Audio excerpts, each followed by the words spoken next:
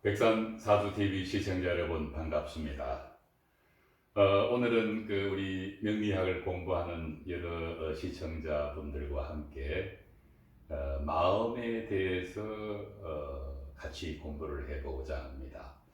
3회에 걸쳐서 동영상을 준비를 했는데 그 첫 번째는 동양 철학 전반에서 중요한 몇몇 고전을 통해서 마음을 어떻게 보고 있는가에 대해서 살펴보고, 두 번째 시간에는 보다 마음에 대한 심층적인 이해를 위해서 심성이라는 주제로 또 마음에 대해서 조금 더 깊게 공부를 해보는 시간을 갖도록 하겠습니다.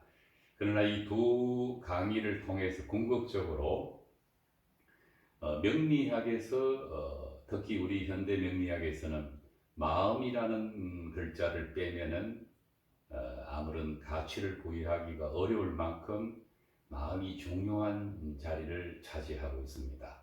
그래서 명리학에서 마음을 어떻게 우리가 그 개념을 설정하고 또 사주 통변에서 그걸 활용할 것인가에 대해서 연속 주제를 다뤄보도록 하겠습니다. 마음이라는 것은 영어로는 그냥 여러분들도 다 알고 계시다시피 마인드입니다. 그러나 이런 마음은 인간의 정신 활동을 지칭하는 개념으로 그런 사전적인 정의가 되어 있습니다. 그러나 이제 심리학에서는 조금 더 전문화되었다고나 할까, 의식이라는 그런 표현을 쓰고 있습니다.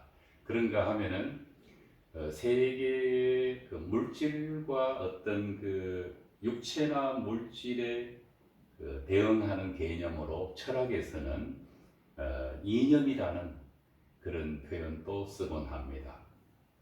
사실 마음이라는 것을 어떤 종합적으로 개념을 정리를 한다는 것은 거의 불가능할지도 모르겠다는 생각을 합니다.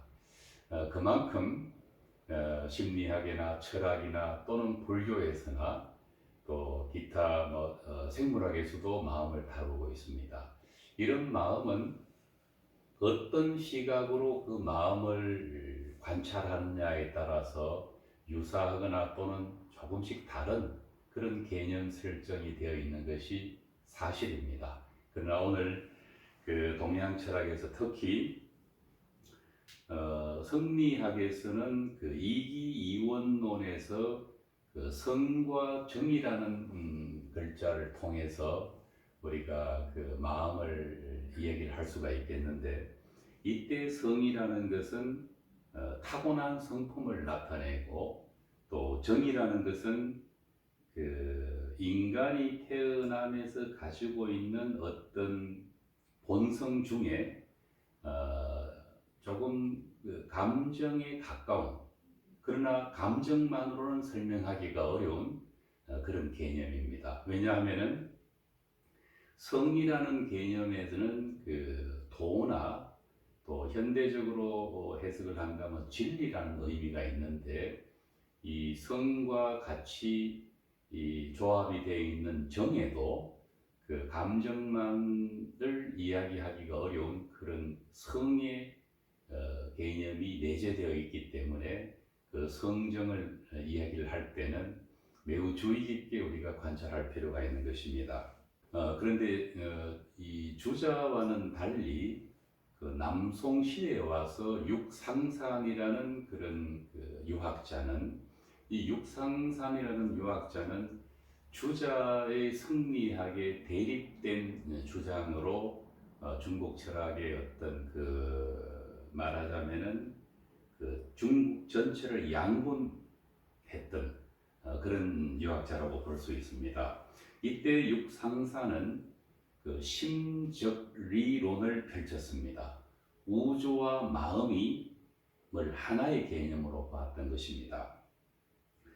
그 우주와 마음을 하나로 보았다는 것은 그 주관적 유심론이라고 할 수 있습니다. 그러면 앞서 말씀드린 주자는 객관적 유심론을 주장한 것입니다. 유심론은 여러분들 다 익히 알고 계시겠지만은 그 마음의 그 마음이나 정신적인 것이 만물의 근원이고 실제하는 것이다.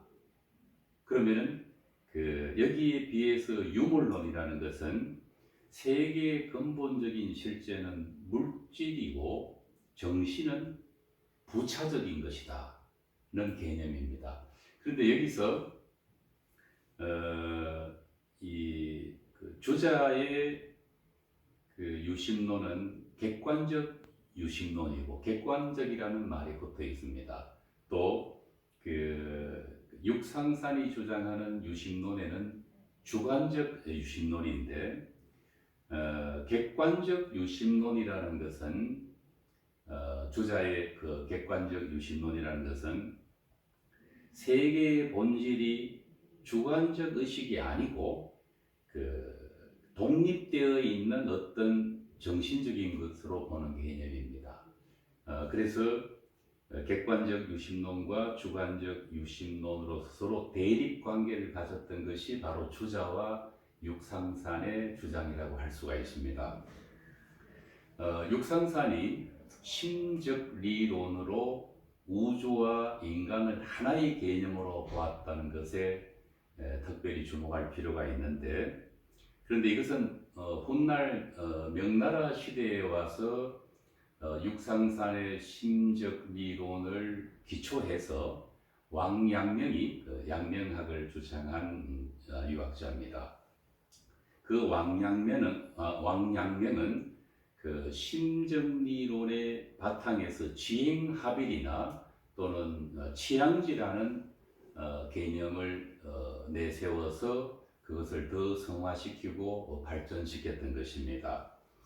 그런데 이제 불교에서는 그 마음이 우주에 존재하는 만사 만물을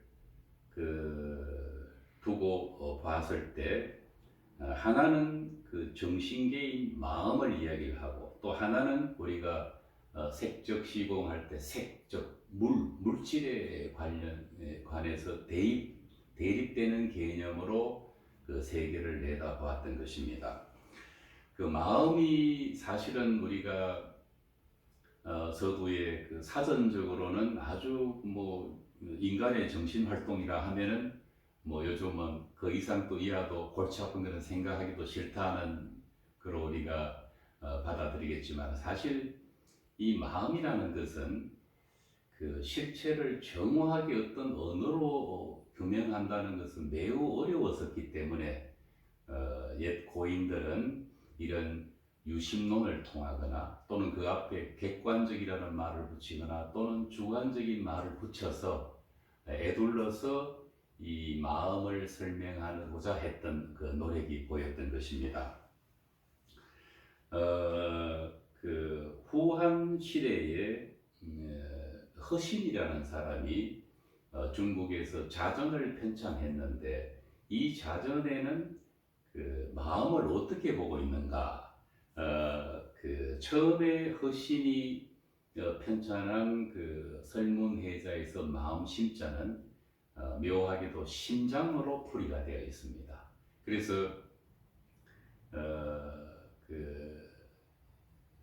허신의 이 설문해자에서 마음을 추적하면은 마음 심자가 붙어 있는 모든 단어를 찾아내서 관찰을 해보면은 우리가 사물을 보는 데 대한 어떤 부정적인 시각과 긍정적인 시각을 표현하는 것이 거의 대부분입니다.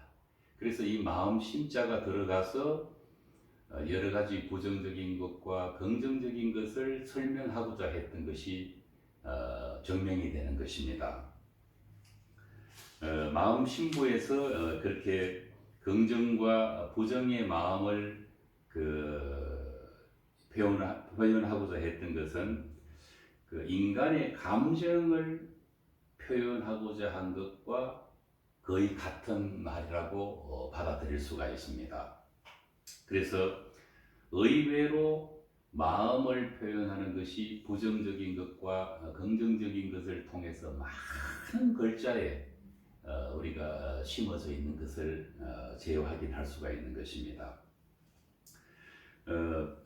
중국을 연구하는 그 벤자민 슈왈츠라는 중국을 학자는 그 마음 그 자체가 의지나 감정이나 욕망이나 또 합리적인 그런 또는 직관적 지성의 중심이라는 그런 말을 남긴 바가 있습니다.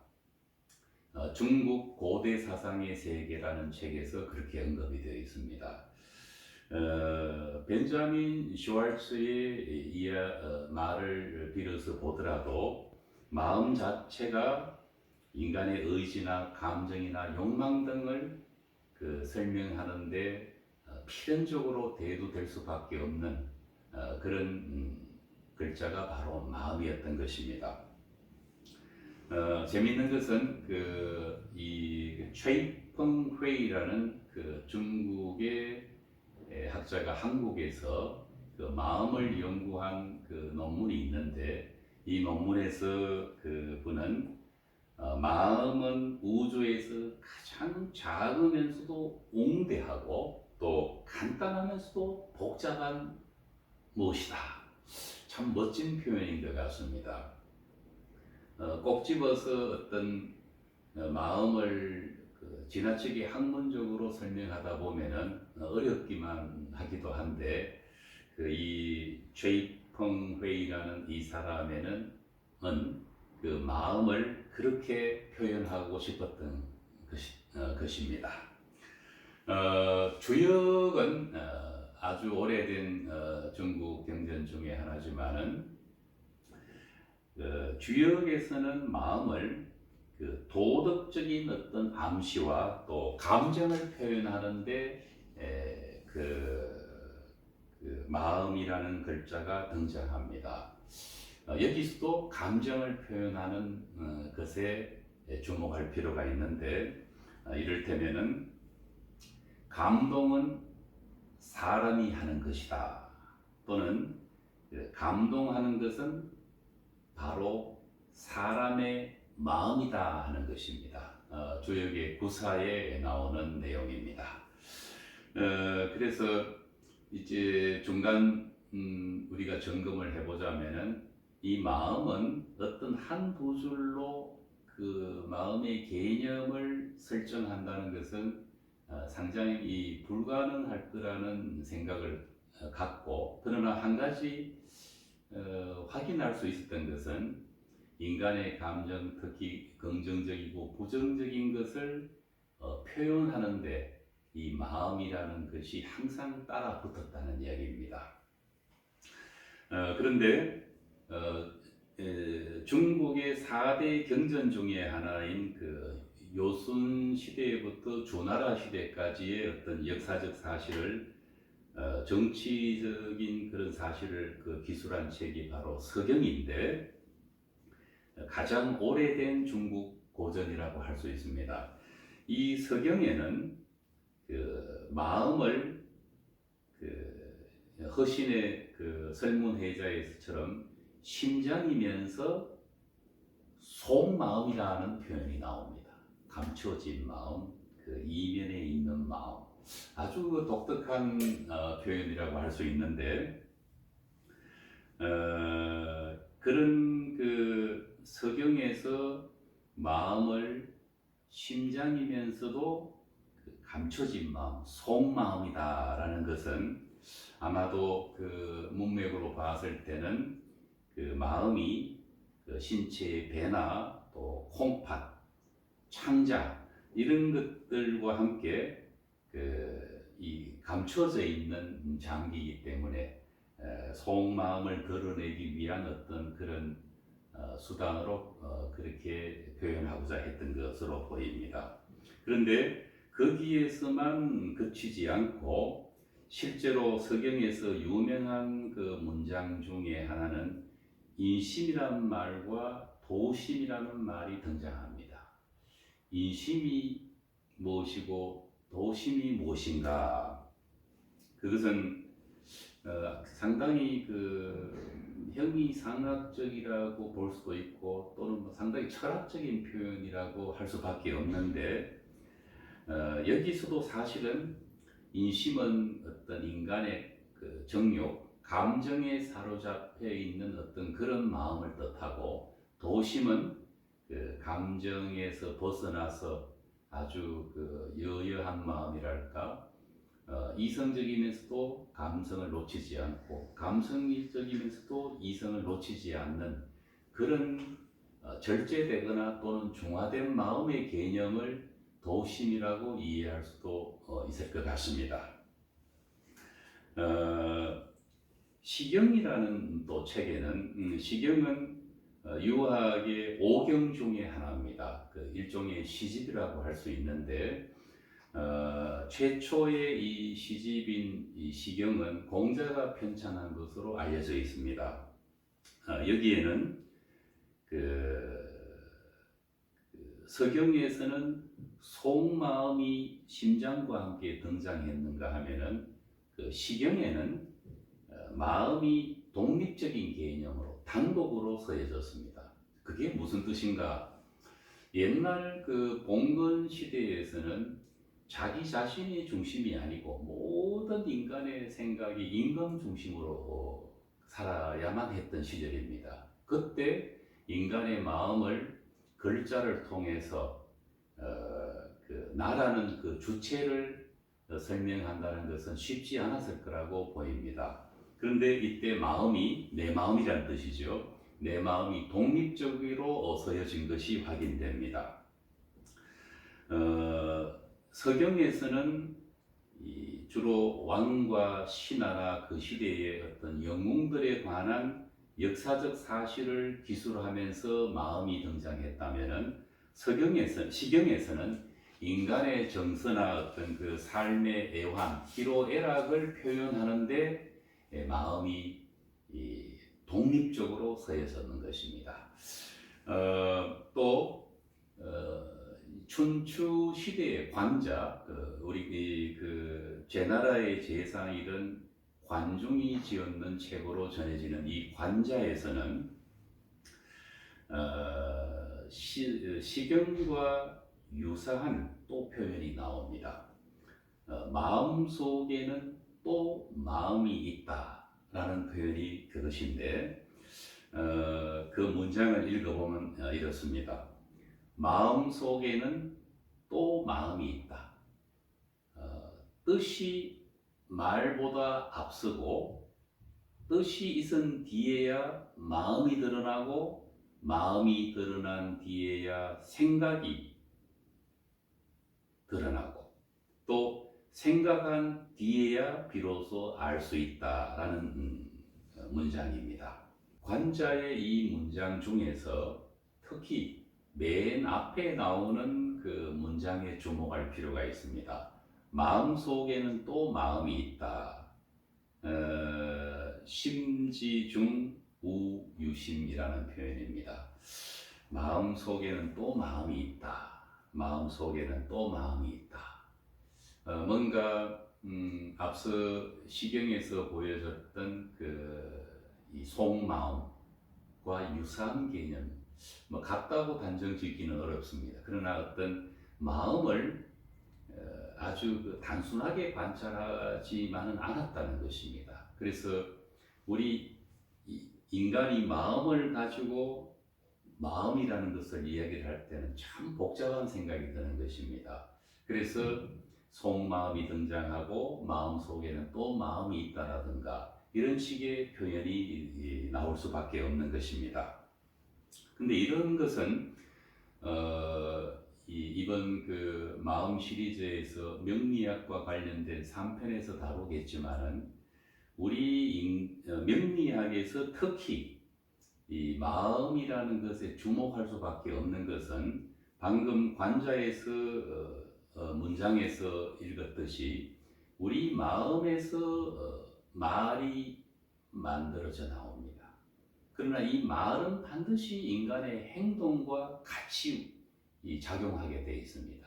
그러면 어떤 생각, 마음이 말과 행동으로 이어져서 인간의 길흉 화복을 결정짓게 되는 것입니다. 우리는 명리학을 공부하기 때문에 운명이 존재한다는 것에 대해서 부정적이지는 않습니다. 그런데 이 운명은 마음을 통해서 발현된다는 것을 우리가 인정한다면 인간의 운명이 반드시 하늘에 의해서 모든 것이 만들어져 있지 않고 우리 인간의 의지로 건강한 마음으로 치우치지 않는 감정에 의해서 운명을 다스릴 수 있다는 단서를 얻을 수 있는 것입니다. 또 그 관자는 그 마음에 대해서 독특한 그런 서술이 나오는데 그 심술편에 나오는 그 문장에는 마음이 몸을 지배한다는 내용이 나옵니다. 그런데 내역편에 와서는 그 중덕이라는 이 표현이 나오는데 이 중덕은 그 쉽게 그 번역을 한다면은 그냥 마음을 잘 다스리는 것이라고 우리가 이해를 하면 크게 틀림은 없을 것이라고 봅니다. 이때 그 덕도한 상태를 이루는 마음의 어떤 중화지심을 유지하는 상태를 중덕이라고 했는데 그 내어편에서는 이 중덕을 통해서 인간의 어떤 이 육체 기관, 감각 기관인 그 몸을 어지럽히지 않음으로 인해서 마음을 잘 다스릴 수 있다. 마음이 잘못되지 않게 잘 다스릴 수 있다라는 내용이 나옵니다. 이것은 관자에서 궁극적으로 이야기하고자 했던 것은 마음과 몸의 어떤 불가분의 관계를 이야기를 한 건데 마음을 다스리기 위해서는 육체를 또 거꾸로 육체를 잘 다스리기 위해서는 육체의 질병이나 어떤 그런 겁니다. 마음이 편안하고 중화되어야 된다. 즉 중덕이 되어야 한다는 것입니다. 여기서는 관자에서 우리가 의미 있게 보아야 할 것은 마음만 가지고 설명하고자 한 것이 아니라 육체와 함께 설명하고자 했던 것을 우리가 확인할 수가 있는 것입니다. 이렇듯 마음은 그 마음 자체만으로는 설명하는데 역부족이 있었다는 것을로 이해할 수가 있습니다. 그래서 지금까지 몇몇 중국 고전을 통해서 이 마음을 비추어 본다면은 이 마음이라는 것은 우리 인간의 존재와 또 인간의 역사를 말하기 위해서는 아주 필요한 글자였음을 알 수가 있습니다. 지금까지 그 마음의 어떤 그 사전적인 의미에서부터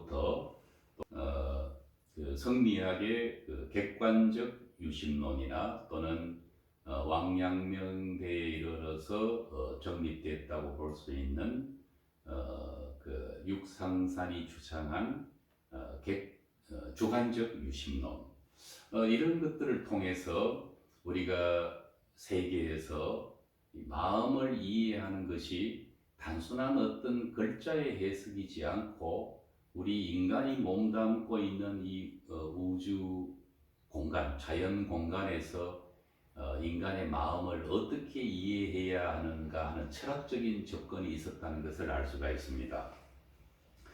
특히 앞서 말씀드린 서경이나 시경이나 또는 주역에서는 그 공통점이 있는데 바로 그 두 마음입니다. 그러면 이 두 마음을 어떻게 정리정돈해서 설명할 수가 있을까? 그것은 이렇게 볼 수가 있습니다. 앞서 설명드린 인심과 도심의 개념으로 두 마음을 설명할 수 있고 또 속마음과 겉마음, 감추어진 마음과 드러난 마음의 개념으로 그 두 마음을 이해할 수가 있습니다. 그리고 또 한 가지는 우리 명리학에서 주목할 만한 것인데 바로 치우친 마음과 중화된 마음의 두 마음입니다. 이래서 이 마음은 아주 마음을 파고 들어가다 보면은 매우 흥미롭고 재미가 있습니다. 이런 그 마음은 조금 더 깊이 있게 알기 위해서는 그 서두에서 주자가 설명한 성정을 통해서 이해하는 방법도 있겠고 또 육상산이 이야기한 그 심적리 내 마음이 곧 우주라는 것을 통해서도 이해를 할 수가 있습니다. 그런데 우리가 명리학적으로 마음을 해석하기 위한 그 한 수단으로 심성이라는 데 주목할 필요가 있습니다. 그래서 다음 시간에는 심성에 대해서 살펴보도록 하겠는데 심성이라는 것은 그 마음과 성품이 결합된 그런 개념의 의미입니다. 이 심성에서 특히 성자는 마음 심자와 날 생자의 조합입니다. 타고난 마음이라는 뜻입니다. 그래서 이 타고난 마음을 우리가 어떻게 볼 것인가는 물론 성선설이나 성학설을 통해서 설명할 수도 있겠지만은 그러나 그것은 사실은 답이 없는 겁니다. 보는 사람의 주관에 따라서 받아들이기에 따라 서로 달라지기 때문에 어느 것이 옳다 그르다고 할 수는 없습니다. 다만 성선설 입장에서도 조명을 해볼 수 있고 성학설 입장에서도 조명을 해볼 수 있습니다.